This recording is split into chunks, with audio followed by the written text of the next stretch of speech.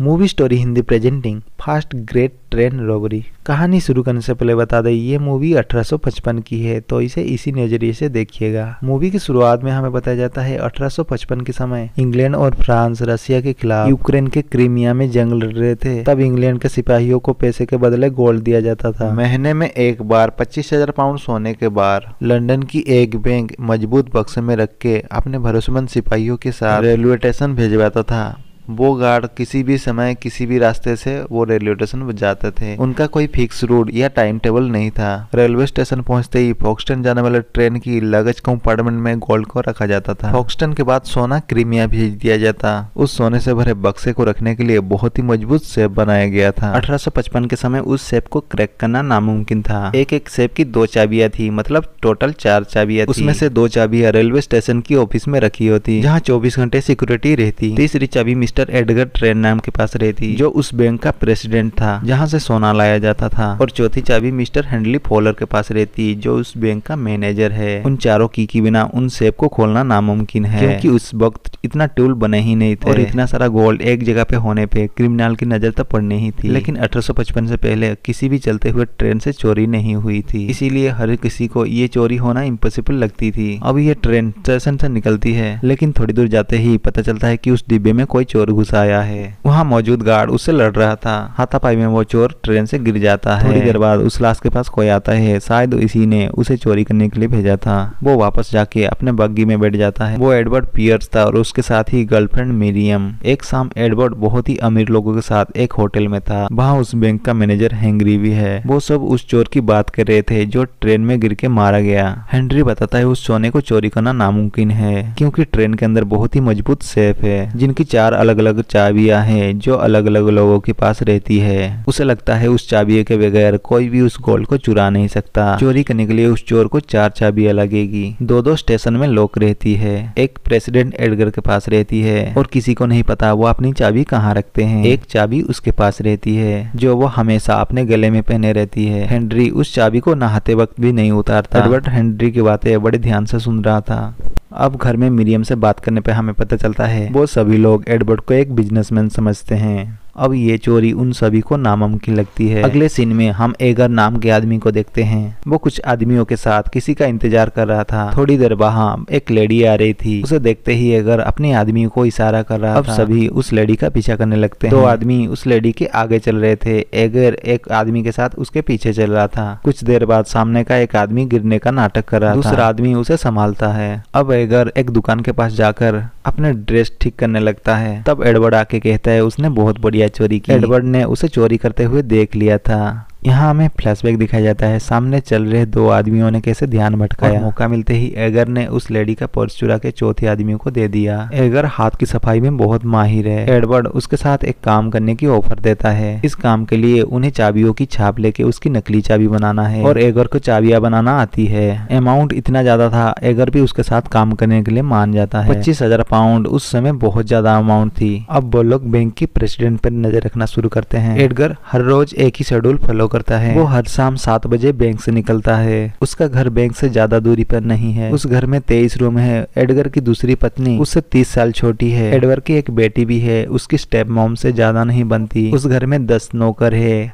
Coachman, Buttler, माली, cook, watchman, made, इन सबको रिश्वत देके खरीदा नहीं जा सकता। इनके साथ ही उनके घर में 2 डॉग्स है। सुबह 7 बजे और रात को 8 बजे 15 मिनट पर घुमाने ले जाया जाता है। अब ये सब पता होने के बाद इतने बड़े घर में वो तब तक घर में घुस नहीं सकते जब तक पता ना हो एडगर चाबी कहाँ रखता है। एडवर्ड कहता है उसकी कोई तो कमजोरी होगी, जैसे जुआ, शराब, लड़कियां। एडवर्ड उसे रिझाने मिरियम को भेजता है, लेकिन एडगर नहीं पिघलता। एडवर्ड कहता है कोई शरीफ आदमी इतना शरीफ नहीं हो सकता जितना दिखाई देता है। अगले सीन में हमें दिखाया जाता है एडगर की एक डॉग को कहीं भेजा जाता है। यहाँ पता चलता है कि कुत्तों से चूहे पकड़वाने का एक खेल, मतलब एक तरफ का जुआ खेल रहा होता है। अब उस जगह पे एडगर अपने कुत्ते को चूहे पकड़वाने के लिए उतारता है, लेकिन वो टाइम पर सभी चूहे को पकड़ नहीं पाता और हार जाता है। वहाँ एडवर्ड भी मौजूद था। अब कुछ देर बाद एडवर्ड एडगर से मिलता है। तो ही बातों में वो उसे बताता है वो एक बिजनेसमैन है और साथ ही अनमैरिड भी। वो अपने लिए एक अच्छी खानदानी लड़की ढूंढ रहा है। अगले सीन में एडवर्ड एडवर्ड एडगर की घर में था। दरअसल वो सोच रहा था एडगर वो अपनी बेटी के लिए परफेक्ट था, लेकिन यहाँ उसकी वाइफ ही एडवर्ड पर लाइन मार रही थी। तभी वहाँ एडगर की बेटी एलिजाबेथ आती है। उससे उसकी सौतेली माँ को जलन हो रही थी। वो एडवर्ड को अपने फूल दिखाने ले जाती है। उनके जाने पर एडगर को लगता है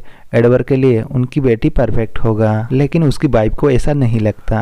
अब कुछ दिनों तक उनका मिलना जुलना चलता रहता है। एक दिन एडवर्ड एलिजाबेथ के साथ घुड़सवारी करने जा रहा था। उसके तैयार होते समय मिरियम काफी नाराज हो रही थी, लेकिन एडवर्ड उसे समझाता है उसने कभी ठीक से एलिजाबेथ को देखा तक नहीं। यहाँ हमें यह भी पता चलता है उसने कभी किसी को अपने बारे में सच नहीं बताया। फिर एडवर्ड एलिजाबेथ के साथ घुड़सवारी करने जाता है। एलिजाबेथ बताती है उसे अपने डैड की बहुत फिक्र हो रही है, क्योंकि वो आज बहुत ही नर्वस थे। दरअसल जब भी उसके डैड ट्रेन से सोना भेजते हैं वो उस दिन काफी नर्वस होते हैं। जिस दिन भी गोल्ड का शिपमेंट जाने वाला होता है उसके एक रात पहले उसके पिता कोई भी अल्कोहल नहीं पीते, लेकिन उसे लगता है उसके पिता खुद अपने रोल तोड़ते हैं, क्योंकि हर शिपमेंट वाले सुबह उसके डैड उसकी बेसमेंट में जाते हैं जहां बियर और वाइन रखी है। ये सुनते ही एडवर्ड समझ जाता है एडगर सेफ की चाबी वाइन सेलर में रखता है। वहां एगर और मिरियम भी आए थे और एक रात मिरियम बग्गी से जाके एडगर के घर में डोरबेल बजाती है। उसका बटलर जाके दरवाजा खोलता है। उसके बग्गी के पास आते ही एडवर्ड और एगर घर के अंदर घुस जाते हैं। घर में एलिजाबेथ और उसकी स्टेप मॉम पियानो बजा रही थी। उस घर के ठीक सामने वाइन सेलर का दरवाजा है। एडवर्ड उन पे नजर रखता है और एगर उस दरवाजा का लॉक खोल रहा था। बाहर मिरियम बहाना बनाती है वो किसी और का घर समझ के यहाँ आ गई, और उसके जाते ही बटलर अंदर आ रहा था और एगर अभी तक दरवाजा नहीं खोला। लेकिन कुछ सेकंड बाद ही एगर दरवाजा खोल देता है और उनके अंदर जाते ही बटलर वहां से गुजरता है। वो दोनों बेसमेंट में जाते हैं। वहां भी एक लोहे का गेट था। एगर उसे भी खोलने लगता है। काफी पुराना होने की वजह से वहां से आवाज आती है जिसे एलिजाबेथ की माँ सुन लेती है, लेकिन एलिजाबेथ को कोई आवाज नहीं आई थी। उसे लगता है यह हवा की आवाज है और इसीलिए इस बात को इग्नोर कर देती है। नीचे एगर 2 बार छींक भी देता है और ऊपर आवाज भी नहीं आती। दोनों वहां चाबी ढूंढ रहे थे, लेकिन ऊपर एडगर की वाइफ बटलर को बेसमेंट चेक करने बोलती है और वो नीचे सेलर में आ रहा था और लकीली एडगर उसे आवाज देता है और वो उसके पास चला जाता है और दोनों पकड़ाते पकड़ाते बचते हैं। अब दोनों वहां चाबी ढूंढने लगते हैं और थोड़ी देर बाद उनको चाबी मिल जाती है। एगर तुरंत मोम पर उस चाबी की छाप लेके उस चाबी को तुरंत रख देता है। ऊपर एलिजाबेथ और उसकी माँ पियानो बजा रहे थे। दोनों चुपचाप दरवाजे से बाहर निकलते हैं और बाहर भाग जाते हैं।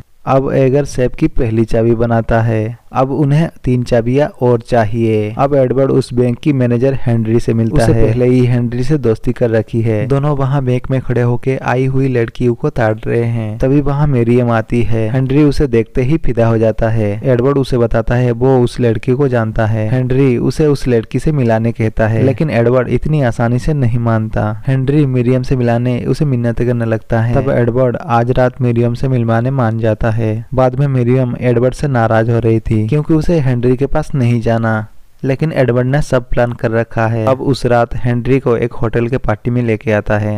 तब घूमते हुए उसके पास एगर आता है। एडवर्ड उसे मिरियम को हेनरी से मिलवाने कहता है। बेसिकली वो एक हाई प्रोफाइल ब्रोथल था।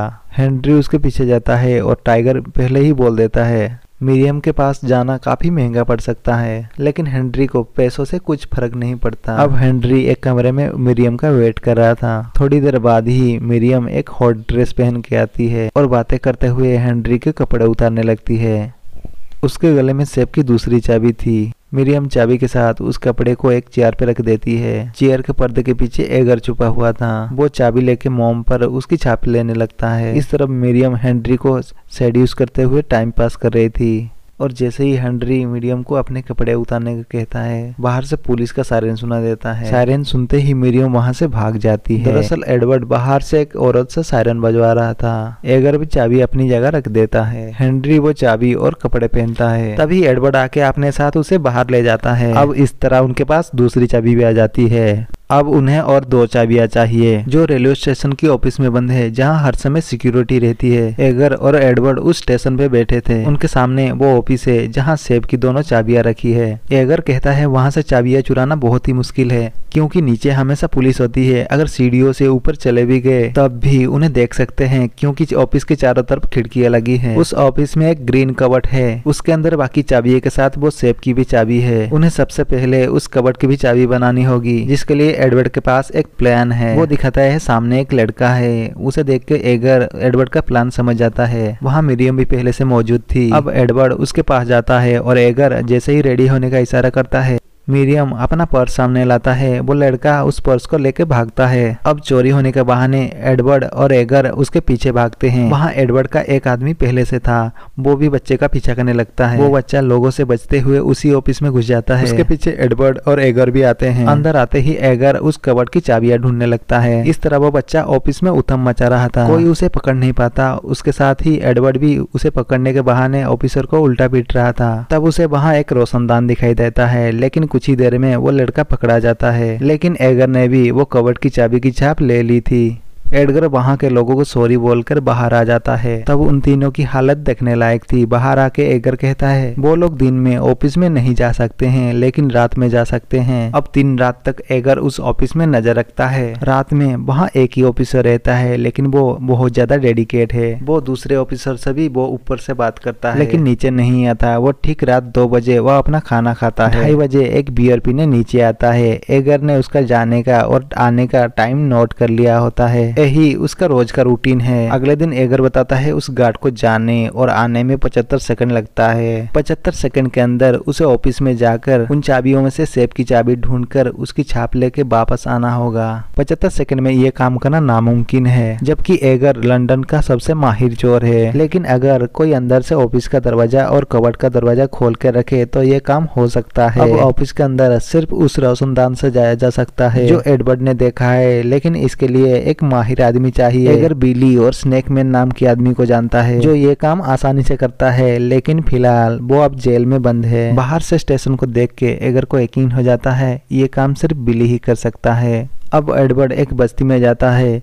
एक लड़की बिली दी स्नेकमैन को जानती थी। वो उसे पैसे देके बिली तक एक मैसेज पहुंचाने कहता है कि उसे उस जेल से भागना है। अगर वो उस जेल से भाग नहीं पाया तो बिली द स्नेकमैन नहीं है। जेल से भागकर जेल के पास की सबसे पहले घर में जाना है, जहां उसे जॉन सिंक्स मिलेगा। इतना बोल के एडवर्ड चला जाता है। वो बिली से जॉन सिंक्स बन के मिलने वाला था। अगले सीन में जेल के अंदर किसी को फांसी देने की तैयारी चल रही थी। एडवर्ड, एगर, मिरियम जेल की पास वाली बिल्डिंग से ये सब देख रहे थे, क्योंकि बिली जेल से भाग के उनके पास आने वाला था। अब पादरी और गार्ड उस लेडी को लेके आते हैं जिसे फांसी होने वाली थी, लेकिन बिली भी वहीं छुपा हुआ था। उनके जाते ही बिली दीवार पे चढ़ने लगता है। इस तरफ उस लेडी को फांसी देने लाया जाता है। वहाँ बहुत सारे लोग उसकी फांसी देखने आए थे। इस तरफ बिली दीवार पे चढ़ गया था। उसे बाउंड्री वॉल के उस तरफ जाना है, लेकिन उस दीवार पे लोहे के नुकीले बैरिकेड लगे हुए थे। मगर बिली जम करके उस बैरिकेड को पकड़ लेता है। इससे उसके हाथ जख्मी भी हो रहे थे और दूसरी तरफ एडवर्ड परेशान हो रहा था, क्योंकि बिली को अभी तक आ जाना चाहिए था।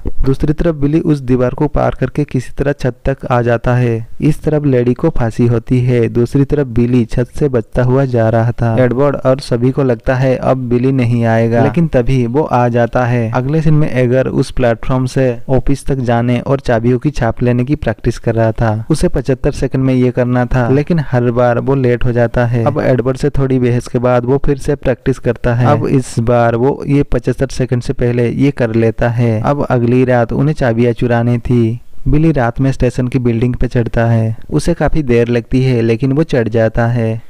नीचे वो गार्ड उस ऑफिस के सामने तैनात था। उसके ठीक सामने एक रुकी हुई ट्रेन के पीछे एगर और पिलर के पीछे एडवर्ड खड़ा था। थोड़ी देर बाद देखते हैं बिली उस ऑफिस के ऊपर आ गया है। बिली ऑफिस में बने रोशनदान से अंदर घुसता है, फिर कबर्ड और दरवाजा खोल के अंदर छुप जाता है। बाहर वो गार्ड उसका खाना खा रहा था। सब उसका जाने का वेट कर रहे थे, लेकिन तभी वहाँ ऑफिस का दरवाजा खुल जाता है, जिस पर बिली का ध्यान नहीं जाता।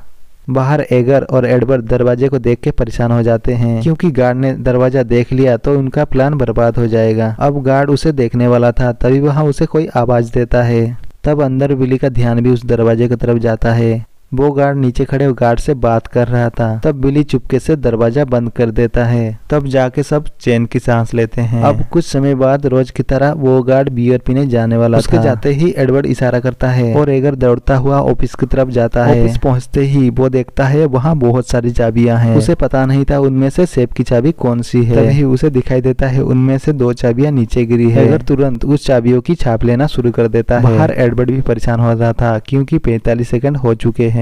एगर 70 सेकंड में चाबियों की छाप ले लेता है और 5 सेकंड में वहां से निकल जाता है। उसके जाते ही बिली कबर्ड और दरवाजा बंद करता है और 75 सेकंड में एगर और एडवर्ड वहां से भाग जाते हैं। अब उनके पास चारों चाबियां आ चुकी थी। अब एक रात कब्रिस्तान में बोगार्ड आता है। वो उस डिब्बे में रहता है जहाँ तिजोरी रहता है। यहाँ हमें पता चलता है एडवर्ड ने उसे खरीद लिया है। कल एगर चाबियों को चेक करने उस डिब्बे में आने वाला है। फिर एडवर्ड उसे पैसे देके भेज देता है। अगले दिन एगर एक बंदर लेके ट्रेन में आता है। पहले वो गार्ड उसे रोकता है क्योंकि एगर को अपने बंदर के साथ ही जाना था, क्योंकि वो बंदर बहुत ही महंगा है। अब थोड़ी देर जाते ही वो चाबियों को चेक करने लगता है। वो चाबी पूरा परफेक्ट था। उस चाबियों से सेफ खुल जाता है। फिर एडवर्ड मिरियम को बताता है गोल्ड का अगला शिपमेंट इसी हफ्ते में जाने वाला है और वो इसी हफ्ते चोरी करेंगे। एगर सेब में रखे गोल्ड को उन स्टील के रोड से बदल देगा। फिर बैग में गोल्ड को रख के बाहर फेंक देगा। बाहर में उनका आदमी गोल्ड उठा के अगले स्टेशन में आ जाएगा। उस समय वो दोनों ट्रेन की फर्स्ट क्लास डिब्बे में होंगे। मिरियम पूछती है इन सब के बाद वो कहाँ जाएंगे। उसे लग रहा था एडवर्ड उसे छोड़ देगा, लेकिन वो कहता है गोल्ड के साथ में पेरिस जाएंगे। ये सुन के मिरियम खुश हो जाती है। लेकिन हम दूसरी तरफ देखते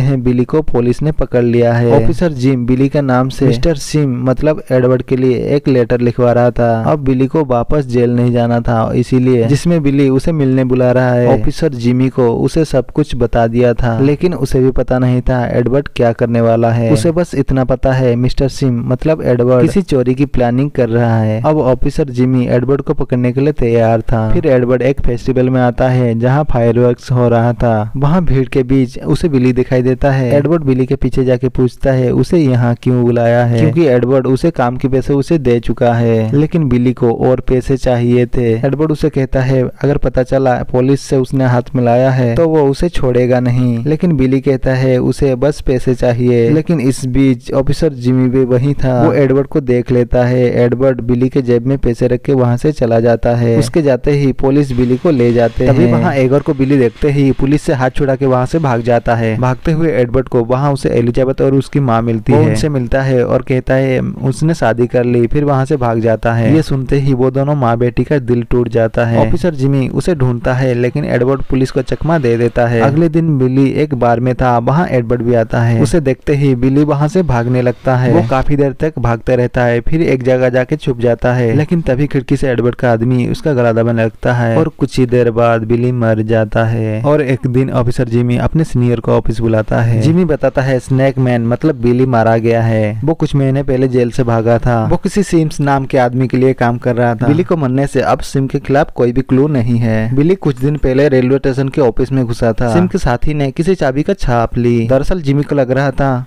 ये सब सिम गोल्ड चुराने कर रहा है, लेकिन ये सुनकर उसके सीनियर को यकीन नहीं होता, क्योंकि आज तक कभी चलते ट्रेन में चोरी नहीं हुई। अब कल गोल्ड का अगला शिपमेंट होने वाला है, इसीलिए ऑफिसर जिमी उस डिब्बे पे लॉक लगवाता है और साथ ही गोल्ड ट्रेन में जाने तक एक्स्ट्रा गार्ड रहेंगे और वो खुद फॉक्सटन स्टेशन पर मौजूद रहेगा। लेकिन वहाँ एगर वहाँ टहलते हुए उनकी बातें सुन लेता है। एगर एडवर्ड को बताता है उनकी सारी मेहनत बर्बाद हो गई, क्योंकि पुलिस उस डिब्बे पर लॉक लगा रही है। वो लॉक तब तक नहीं खुलेगा जब तक ट्रेन फॉक्सटन स्टेशन नहीं पहुंचती। साथ ही उस डिब्बे पे गार्ड के अलावा कोई भी नहीं जा सकता। अगर कोई भी चीज उस डिब्बे में गई भी तो पहले उसकी अच्छे से चेकिंग की जाएगी। अगर वो उस डिब्बे पे किसी भी तरह चला भी गया, फॉक्सटन आने से पहले वो बाहर निकल नहीं पाएगा। फॉक्सटन स्टेशन पे पुलिस उसका इंतजार कर रही होगी। ये सब एडवर्ड की वजह से हो रहा है, क्योंकि पुलिस को पता चल गया है मिस्टर सिंह गोल्ड चुराने की प्लानिंग कर रहा है। एगर कुछ ज्यादा ही परेशान हो रहा था, क्योंकि इतने महीनों की प्लानिंग बर्बाद हो गई। अब एडवर्ड उसे एक ही बात कहता है, वो जाकर एक बिल्ली की डेड बॉडी लेकर आए। अगले दिन शिपमेंट का दिन आता है। गार्ड बैंक से गोल्ड लाकर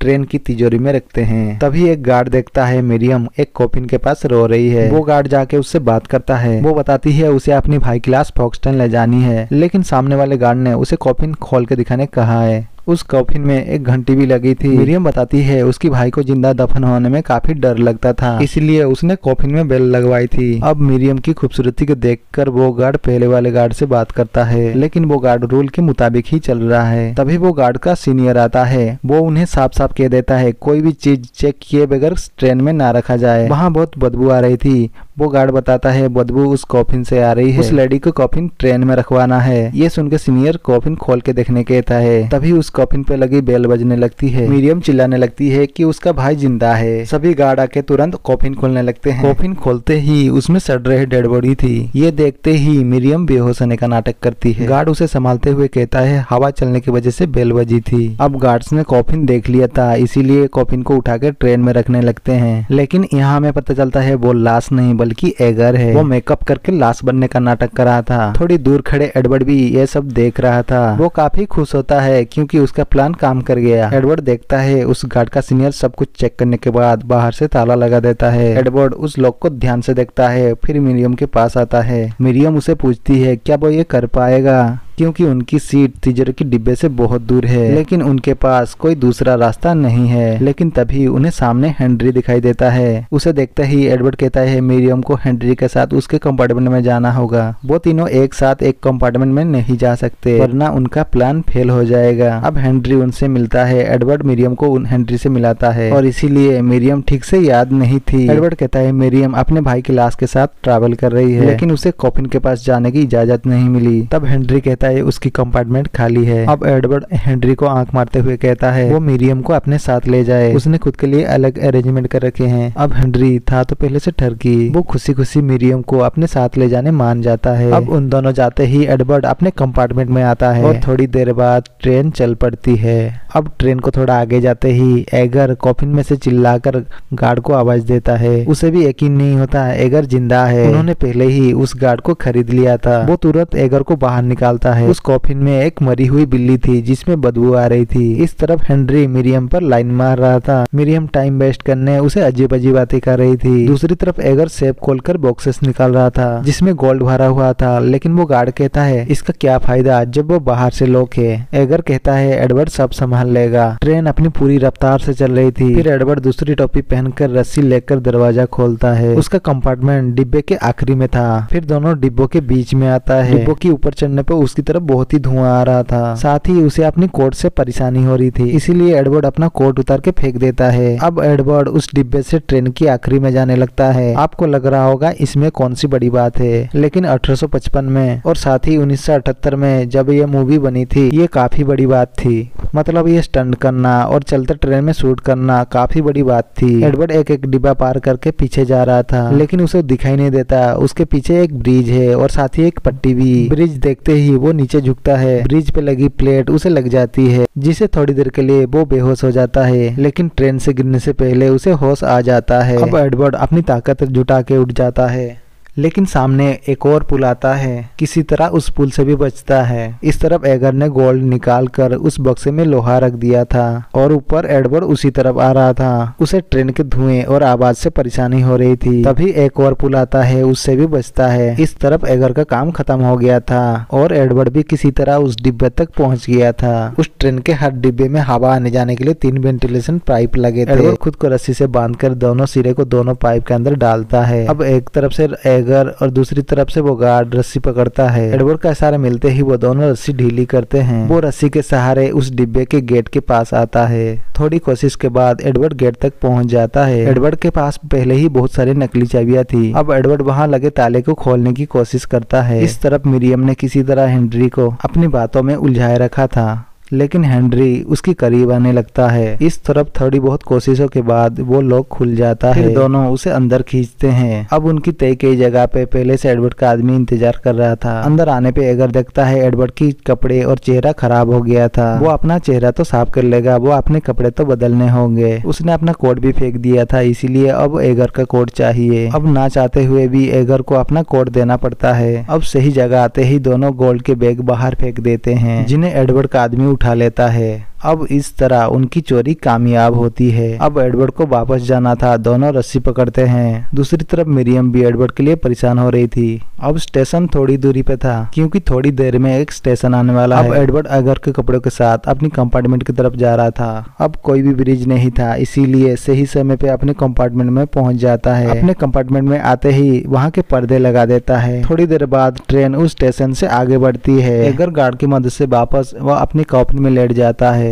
दूसरी तरफ एडवर्ड भी अपने कपड़े बदलता है। इस तरफ मिरियम की बातें सुनते सुनते हेनरी उस पर टूट पड़ता है, लेकिन मिरियम किसी तरह उसको खुद से दूर कर देती है। इस तरफ कपड़े बदलने के बाद एडवर्ड खुद को साफ करता है, क्योंकि ट्रेन की धुएं से उसका चेहरा काला हो गया था। कुछ ही देर बाद ट्रेन फोक्सटन स्टेशन पे पहुंच जाती है। वहां भी पहले से गार्ड तैनात थे। अब मिरियम अपना भाई मतलब एगर का कॉफिन उतारती है। सब कुछ प्लान के मुताबिक हुआ, किसी को कोई भी शक नहीं हुआ। मिरियम कॉफिन लेके बाहर चली जाती है। दूसरी तरफ उस सेफ को खोला जाता है, उसमें गोल्ड के बॉक्सेस वैसे ही रखे थे। हेनरी भी वही था, उसे अभी भी लग रहा था यहाँ चोरी नहीं हो सकती। दूसरी तरफ एडवर्ड भी अपनी कंपार्टमेंट से बाहर निकलता है, लेकिन बाहर निकलते ही उसका कोट पीछे से फट जाता है। अब वो जल्दी से स्टेशन से बाहर निकल रहा था। बाहर एडवर्ड का वो आदमी घोड़ा गाड़ी के साथ खड़ा था, जिसने गोल्ड की बैग उठाए हैं। उसके साथ मिरियम भी थी और कुलियो ने भी घोड़ा गाड़ी में कॉफिन को रख दिया था। मतलब तीनों बाहर आ चुके थे। अब एडवर्ड का इंतजार था। एडवर्ड भी स्टेशन से बाहर निकल रहा था, लेकिन सामने जिमी कुछ ऑफिसर के साथ बात कर रहा था, इसीलिए एडवर्ड चुपचाप उसके बाजू से निकल रहा था। उसे देख के मिरियम बहुत खुश होती है, लेकिन उसे ऑफिसर जिमी देख लेता है। वो उसे मिस्टर सिम्स नाम से जानता था, जो उसे बिली ने बताया था। उसका फटा हुआ कोट देख के जिमी अपने ऑफिसर को पकड़ने को कहता है। सभी ऑफिसर तुरंत ही उसे पकड़ लेते हैं। ये देखते ही मिरियम और एडवर्ड के आदमी को शौक लगता है, लेकिन वो घबराते नहीं, तुरंत वहाँ से निकल जाते हैं और पुलिस एडवर्ड को पकड़ के ले जाती है। अगले सीन में एडवर्ड कोर्ट में था। उसने कोर्ट को बता दिया था, क्योंकि पुलिस इस चोरी को लेके बहुत कंफ्यूज थी। उसने ये चोरी कैसे की। वहाँ एडगर, उसकी बीबी और एलिजाबेथ भी वहाँ मौजूद थे। साथ ही वहाँ हेनरी भी मौजूद था। अब जज बड़ी सख्ती से पूछता है, ये जघन्य अपराध क्यों किया। अब एडवर्ड बड़ा ही सिंपल जवाब देता है, क्योंकि उसे पैसे चाहिए थे। ये सुनते ही सभी लोग कोर्ट में हंसने लगते हैं। जिमी कहता है उसे इस क्राइम के लिए कम से कम 20 साल की सजा होगी। अब एडवर्ड को बाहर लाया जाता है। कोर्ट के बाहर बहुत सारे लोग थे। एडवर्ड के आते ही वो लोग सारे एब्रिसिएट करने लगते हैं। यहाँ तक एक लेडी उसे किस भी कर लेती है। अब बग्गी के सामने आते ही एडवर्ड ने अपने मुंह से हथकड़ी की चाबी निकालने लगता है, जो उसे उस लेडी ने दी थी जिसने किस किया। बग्गी के सामने आते ही एडवर्ड उस गार्ड को मार के दूर कर देता है। उस बग्गी का ड्राइवर और कोई नहीं बल्कि एगर ही था। अब एगर एडवर्ड को लेकर वहां से निकल जाता है और कोई कुछ नहीं कर पाता। इसी के साथ ये मूवी भी यहीं खत्म होता है।